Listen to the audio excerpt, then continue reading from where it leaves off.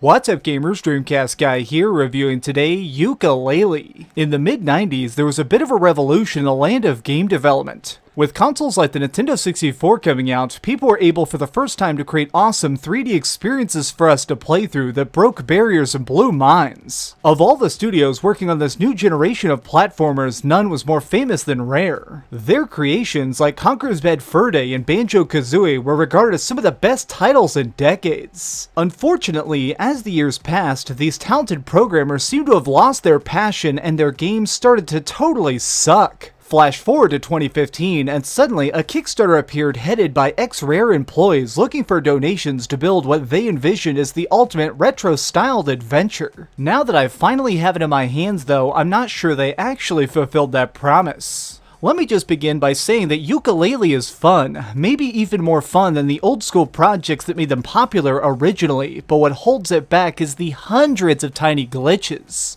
The story opens with our cute heroes just relaxing outside next to a random book they found. While laying there, an evil businessman named Capital B switches on his latest invention, a magnet that sucks up novels. As their new treasure floats away, Yooka and Laylee realize that it's an ancient journal crammed full of valuable secrets. Apparently, that now means that they need to go on a grand quest across frozen worlds, tropical jungles, and futuristic battlefields in order to retrieve it again and become rich. Setting out, we're given quite a bit of freedom right from the start. Once you make it to Ivory Tower, there's a series of magic books that you can jump into which serve as the 5 levels we can explore. The overall goal is to track down the over 100 missing pages that have fallen out of your mystical pirate booty. Obtaining these requires that you accomplish all sorts of silly tasks from the random characters you encounter or by completing any challenges you stumble upon. These missions vary from a race against a talking cloud, hopping into arcade machines, or just stuff like swimming through a frozen river to crack open a loot chest. Where this game truly shines brightest is when you're standing in the center of a recently unlocked map and in every direction is something new, interesting, and weird that you've never seen before. To extend this feeling of raw amazement, Yooka Laylee relies heavily on a world-evolving mechanic. When you first reach a level, it's rather small, but by discovering more pages, you can use them to expand the area so you have a fresh set of puzzles and bosses to enjoy. This effect might sound basic, and yet it really does work exceptionally at breathing life into these lands. Watching extra towers being dropped into the world and new enemies flooding in always made me look forward to the next upgrade I could buy. Speaking of growing and changing, see all these shiny feathers floating around?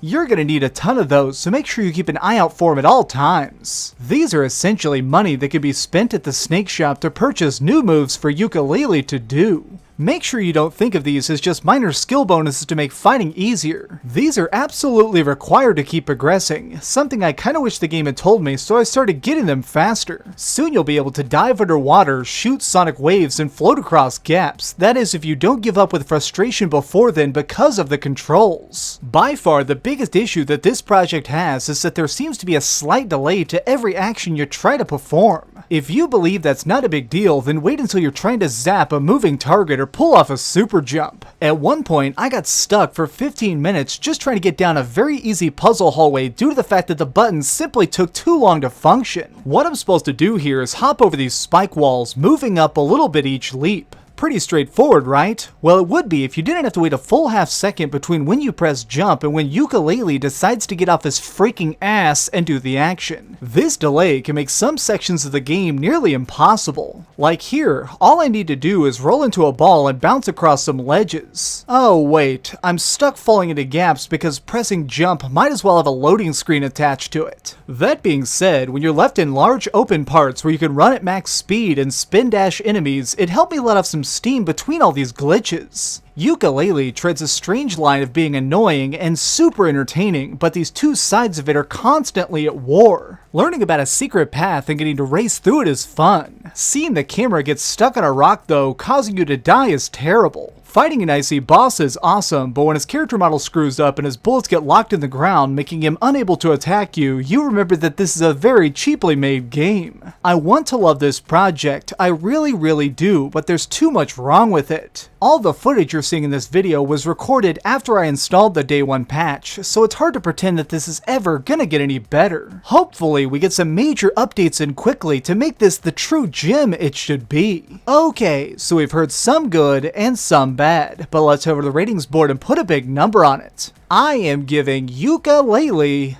a 6 out of 10. This title is so riddled with glitches that it might realistically hurt the chances of future Kickstarter projects, which really, when you think about it, is kinda sad. The goofy minigames, off-the-wall jokes, and 90s references couldn't save this from being a lackluster final product. Thanks so much for watching, gamers. This has been DreamcastGuy with another review. If you enjoyed this video, please give it a thumbs up, share it with your friends, and subscribe if you haven't already. But do me the biggest favor of all and keep dreaming. By the way, I have a totally cool Kickstarter top 10 coming up on Thursday, which is, it's pretty good. I'm already editing it, and I think you guys are really gonna like it, so stay tuned for that.